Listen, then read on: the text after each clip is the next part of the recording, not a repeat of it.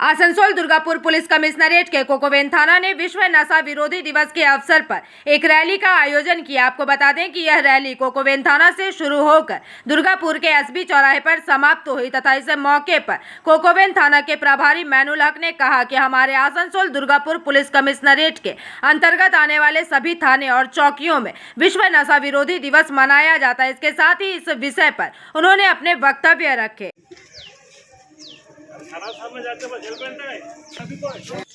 चलो पीछे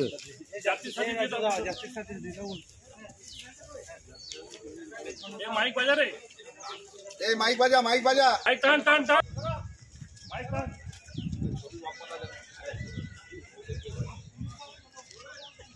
line time maintain করবে না।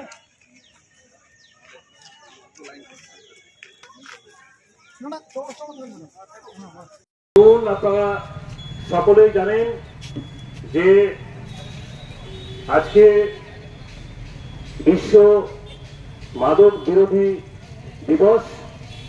এই দিবসটি আজকে আমরা কোকোবেন থানা সঙ্গে আমাদের মুন্সিপাড়া ট্রাফিক এবং আমাদের বিপিএল বয়েজ এবং গার্লসের ছাত্রছাত্রী সঙ্গে শিক্ষিকাদেরকে নিয়ে আজকে আমরা একটা র্যালি করলাম কোকোবেন থানা থেকে আমাদের এসপি বুথ পর্যন্ত। এই দিনের মূল যেটা আমাদের বক্তব্য ছিল সেটা হলো মাদক বিরোধী সমাজ আমাদের একটা তৈরি করতে হবে। মাদক যদি সমাজের মধ্যে ছেয়ে থাকে তাহলে সেই সুস্থ সমাজ গড়ে উঠবে না। সেই জিনিসকে মাথায় রেখে সমাজের সমস্ত শ্রেণীর মানুষকে আমরা অবগত করতে চাইছি যে আমাদের সুস্থ সমাজ যদি তৈরি করতে যাই তাহলে অবশ্যই মাদক বর্জন করতে হবে।